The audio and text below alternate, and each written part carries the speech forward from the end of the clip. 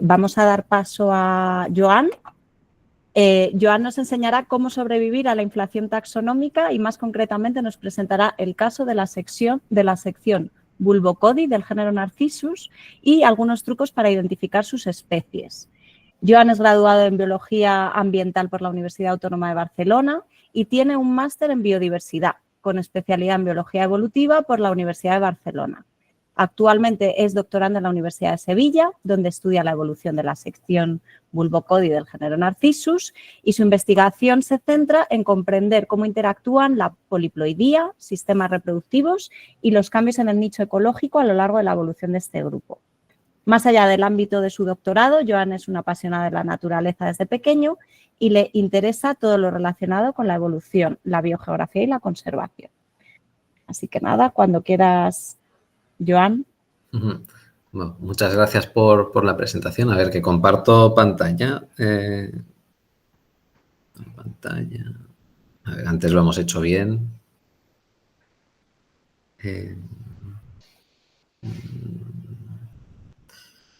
No sé si ahora lo estoy haciendo bien. Se ve, ¿veis mi pantalla, verdad? No, a ver. Entonces. Sí, vemos tu pantalla. Si le das a presentar, ahí está, perfecto. Ahí lo tenemos, muy bien. Pues, bueno, eso, ya estoy presentado. Y voy a hablar un poco del concepto de inflación taxonómica y la verdad es que debo darle las gracias a Macarena por introducir el concepto este de taxonomía integrativa. Lo ha hecho muy bien y creo que nos ayudará también para mi presentación. Y bueno, voy a hablar del grupo este de la sección Bulbocodi del género Narcissus, que es el grupo que estoy estudiando en mi tesis aquí en la Universidad de Sevilla, e intentaré pues aportar un poco de ayuda para saber cómo identificar las distintas especies que lo conforman.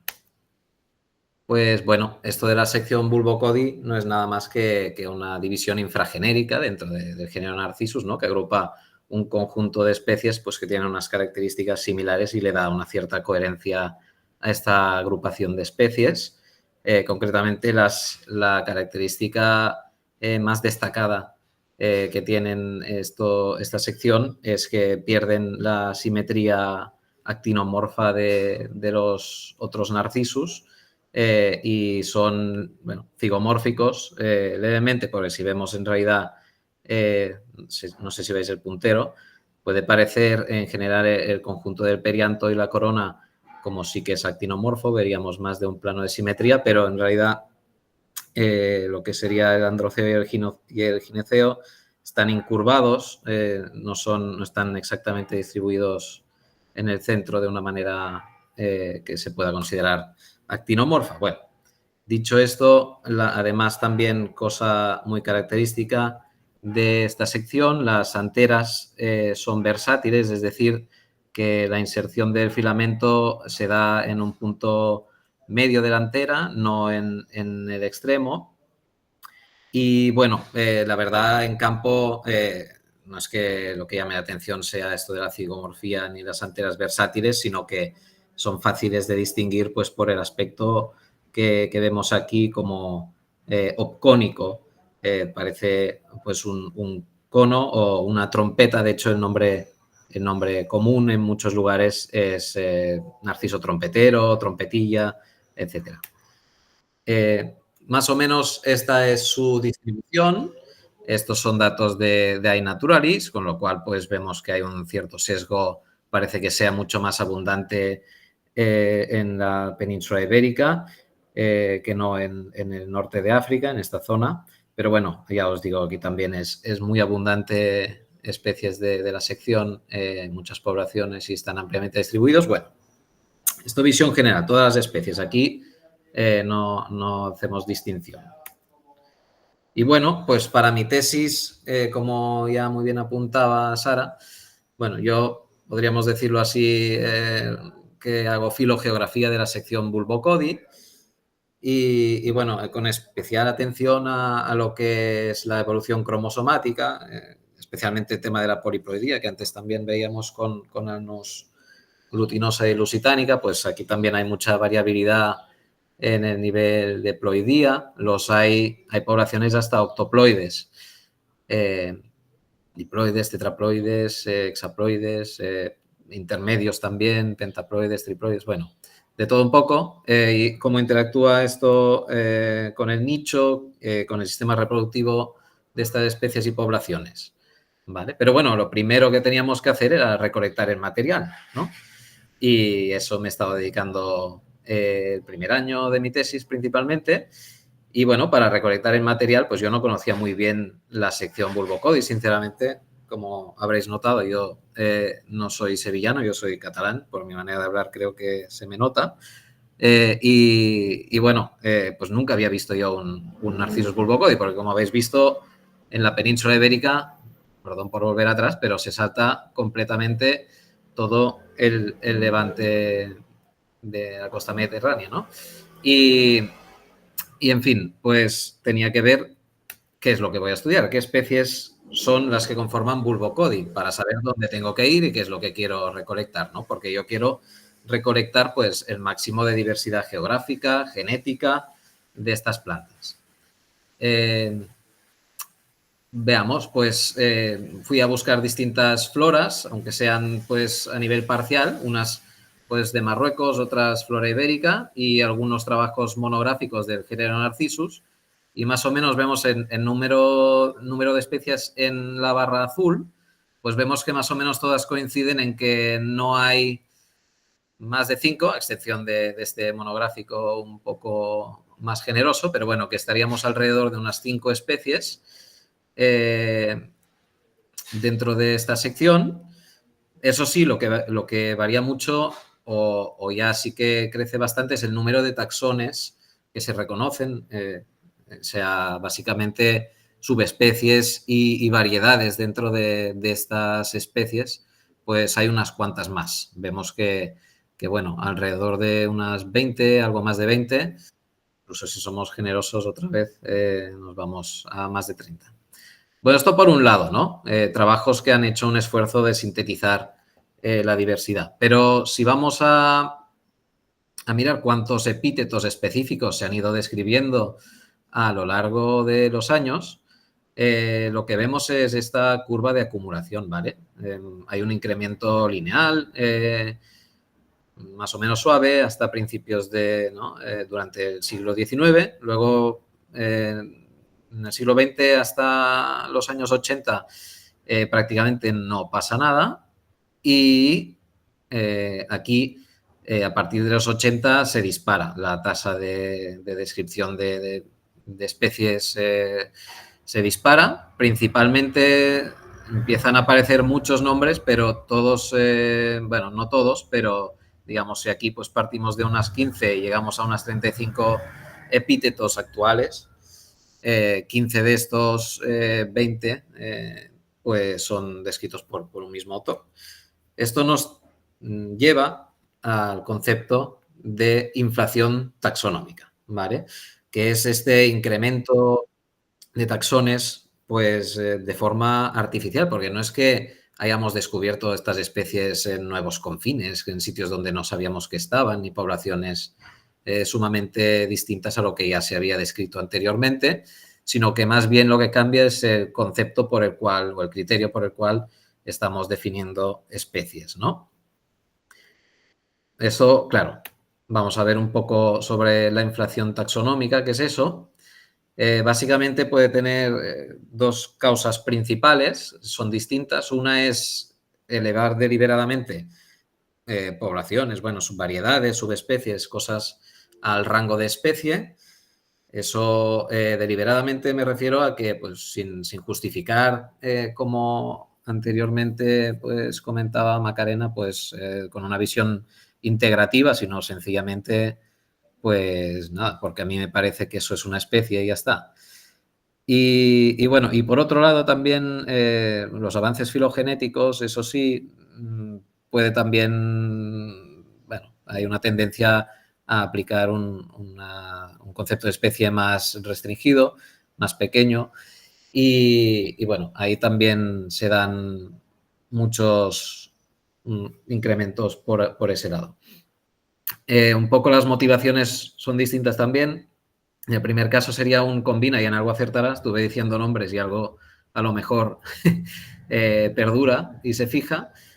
Y bueno, y el otro pues no está muy claro, pero bueno, a veces es un poco este tema bueno, de que se reconozca mejor la diversidad genética pues de los grupos, a lo mejor a veces por un fin de conservación, pues, pero bueno, no necesariamente por eso es.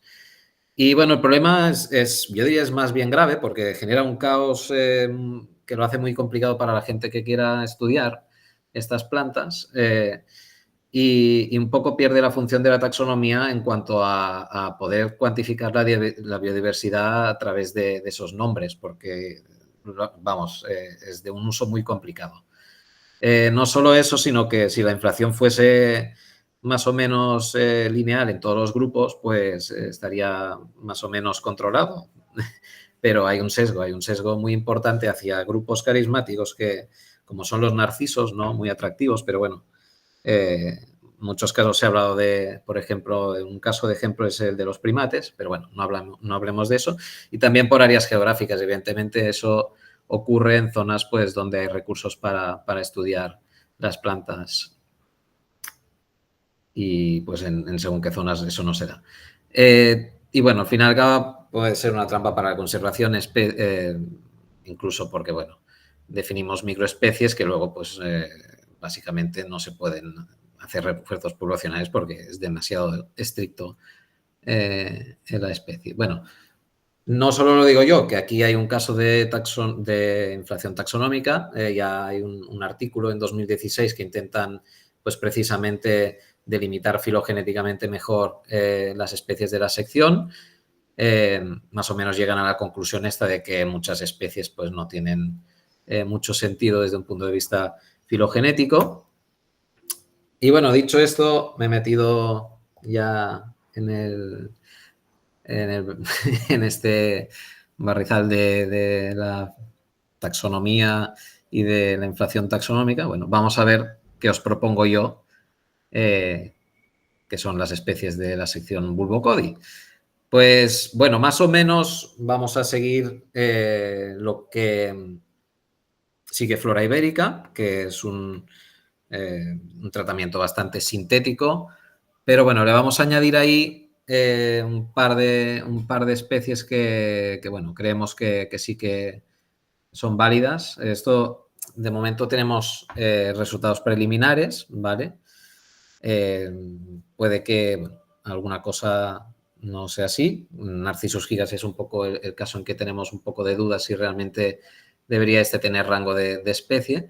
Pero bueno, tenemos en la península ibérica, que es de lo que vamos a hablar, Narcissus bulbocodium, Narcissus gigas, con nuestras dudas, Narcissus obesus, Narcissus cantabricus y Narcissus edreatus.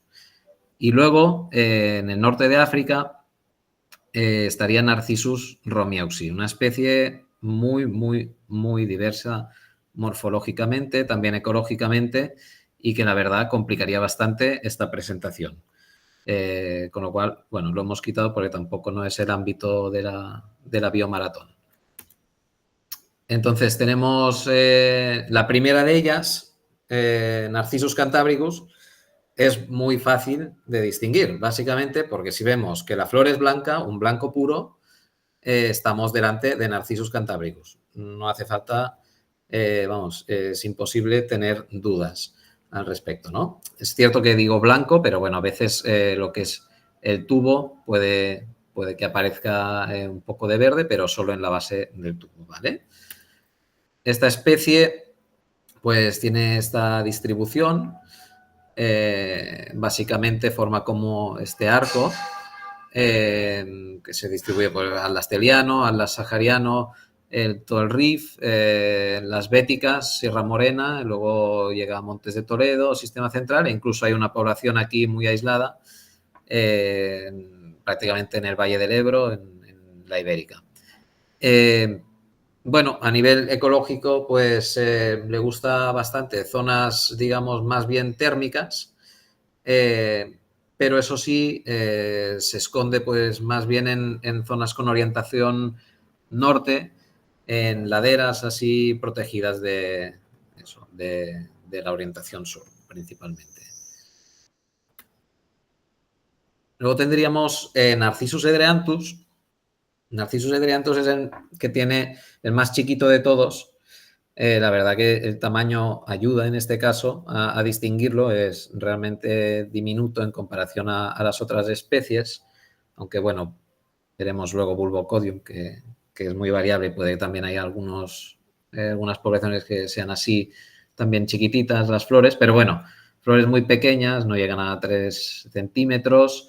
El color, a pesar de ser relativamente variable en edreanthus, pues tiene un amarillo pálido, que podríamos decir crema, un color así un poco natilla.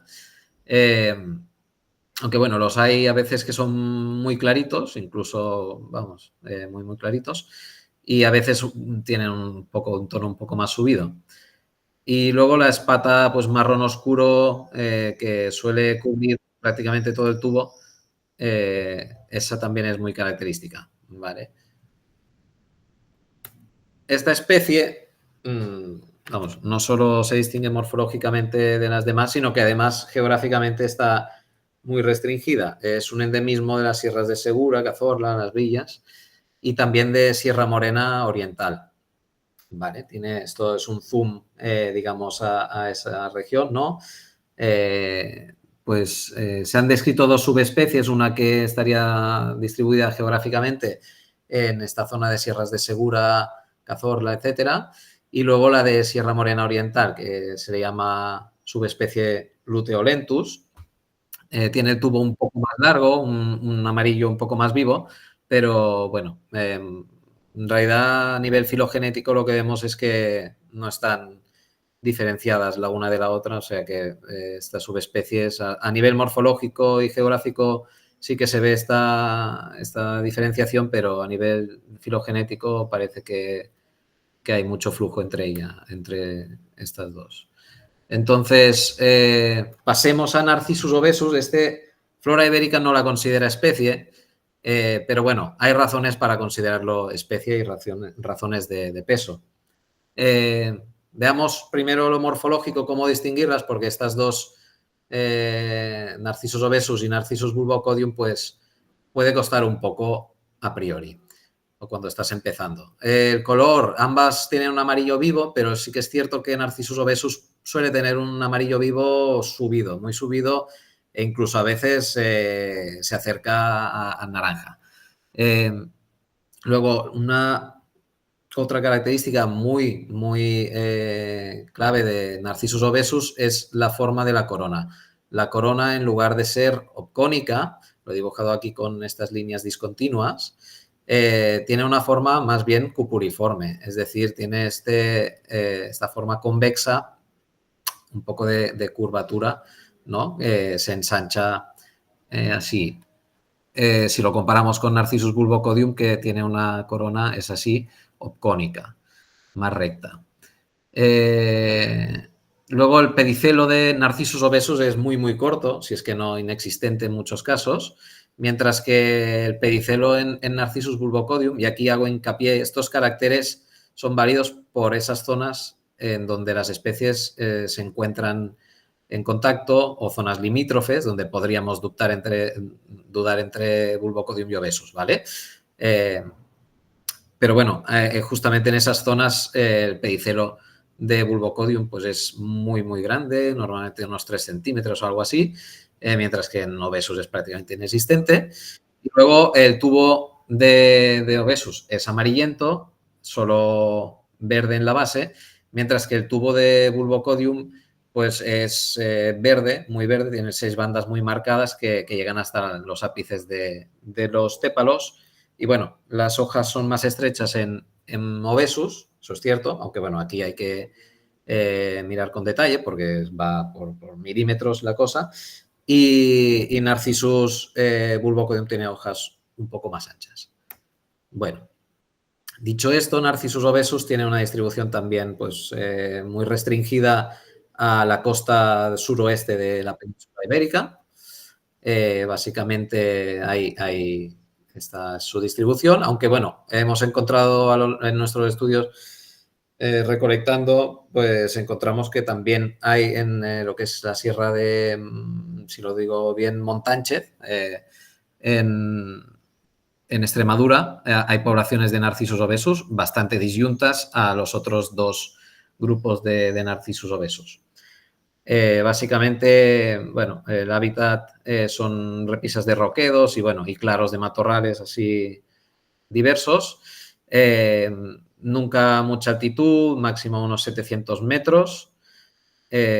Son muy cerca de la costa. Y bueno, el valor de peso, más allá de que filogenéticamente, haciendo una filogenia, sí que se ve que están separados de Bulbocodium, perdón. El peso es sobre todo que son disploides, es decir, antes hablábamos de ploidías, ¿no? El diploide de Bulbocodium, de todas estas especies que estamos hablando, tiene 14 cromosomas. Entonces, un tetraploide tendría 28. Lo que pasa con Narcissus obesus es que seguramente provienen de un tetraploide que hubiera tenido 28, pero se han reorganizado. Hay una reorganización cromosomática entre esos 28 cromosomas y han pasado a 26. Eso dificulta mucho, lo convierte básicamente en una barrera reproductiva excelente y, no se conoce que se hibriden estas dos especies precisamente, pues, seguramente por este aspecto.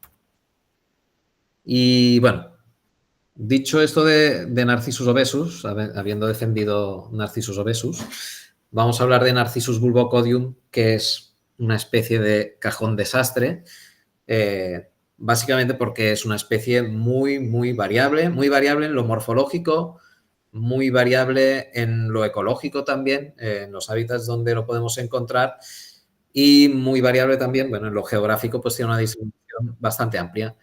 Entonces, a lo largo de toda esta distribución, pues sí que se pueden encontrar subespecies como la Nivalis, Graelsi, y formas que a lo mejor no están descritas, pero formas muy enanitas, formas más bien gigantescas, pero que lo identifiquen como especie, pues lo de la corona opcónica o a veces incluso infundibiliforme, que sería en forma de embudo, es decir, que incluso es cóncava la curvatura de la corona. Y las bandas verdosas en la mayoría de los casos, aunque vemos aquí que en Nivalis ya no se cumple eso, y el perigonio habitualmente amarillo. Pero otra excepción sería subespecie Graelsi, donde vemos que el perigonio, lo que es la flor, tiene una coloración muy pálida.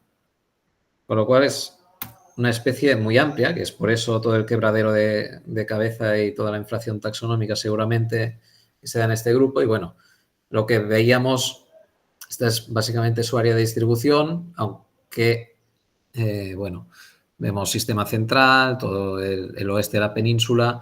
Y luego aquí, seguramente aquí están mal identificados la gran mayoría, aunque también hay Narcissus bulbocodium. Mucha gente da el obesus como bulbocodium en iNaturalist. Y aquí la misma historia con la especie que vamos a ver a continuación, ¿vale? Aquí vemos un poco diversidad de hábitats. Tanto están cerbunales en alta montaña, prados mesófilos, zonas más de matorral, lechos de ríos, lagunas temporales, está en todas partes. Y la siguiente especie que esta es de la que tenemos más dudas, vamos a ver si está bien delimitada o no desde un punto de vista de una taxonomía integrativa, es Narcissus gigas. Narcissus gigas tiene también color muy pálido, similar a la subespecie Graelsi que veíamos antes, pero tiene un tamaño gigante, de ahí su nombre gigas. La distribución sí que está muy bien acotada, tiene un área de distribución pues que básicamente se extiende por el Cantábrico y luego llega a las faldas de los Pirineos e incluso, sé que tampoco eso no es ámbito del biomaratón, pero ya que estamos, también las landas gasconas. Tiene esta distribución muy clara y no se le entremeten otras formas de Narcissus bulbocodium dentro de esta área de distribución, lo cual le da pues una cierta coherencia a llamarlo especie. Habita en prados mesófilos. A nivel ecológico también esta área, pues ya veis, es más eurosiberiana, muy distinta al resto del área. Y bueno, prados mesófilos y turberas, podríamos decir. Y bueno, me he dejado la última de agradecimiento, pero bueno, agradecer a mis directores de tesis, a que han confiado en mí. Ahora estoy aquí, para llevar a cabo esta tesis. Y bueno, y agradecer otra vez a todos los organizadores de la Biomaratón por hacer todo esto posible. Muy bien, Joan, muchas gracias por la presentación. Desde luego que este tema de la inflación taxonómica, que afecta a grupos que de por sí son ya complejos, ¿no?, por la propia naturaleza, muchas veces poliploide, etcétera, pues hace que se complique todo más y, bueno, pues las repercusiones que eso tiene a muchos efectos, ¿no? Conservación, incluso, bueno, en actividades como el biomaratón, pues alejar un poco la botánica a cualquier posible aficionado. En fin, pues siempre una visión sintética pues puede ser más acertada. ¿Alguna pregunta, alguna curiosidad que tengáis para hacer a Joan sobre los narcisos?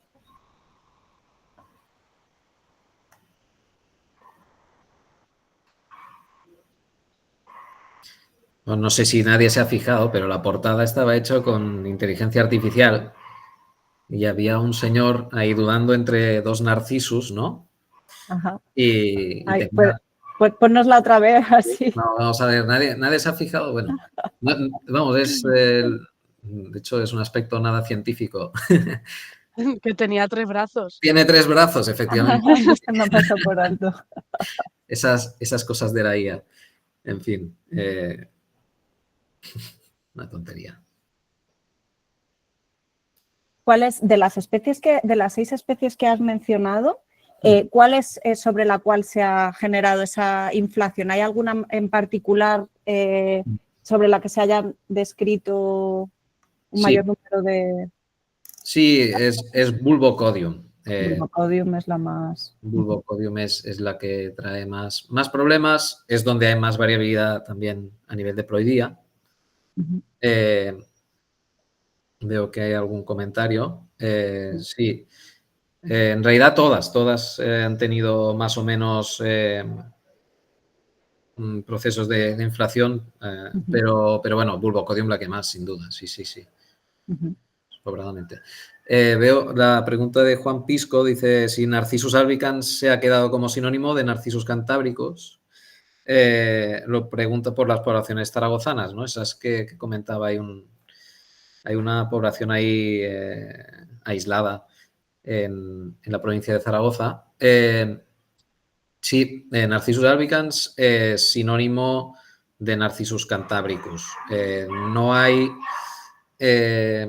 vamos, a nivel filogenético no se soporta eso en principio, pero bueno, la verdad es que a nivel morfológico también no le veo mucho peso a poder separar esas dos. Y ni a nivel de diploidías tampoco. Toda Narcissus cantábricos es diploide.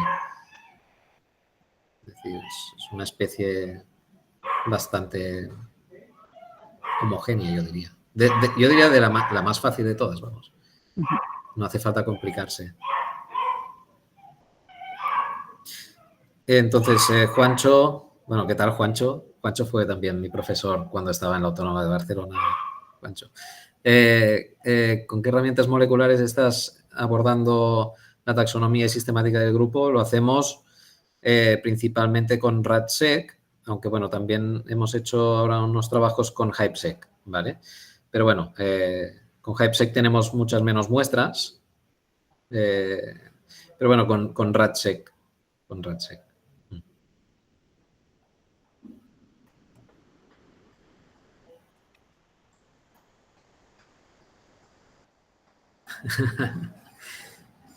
Me encanta ese comentario de Juancho. Sí, a veces yo también lo pienso. Ofris. Sí, Office, bueno, hay mucha gente ahí metida, en Office. Pero bueno, sí, Office es un género que me gustaría trabajarlo. Ojalá en un futuro pudiese meterme por ahí.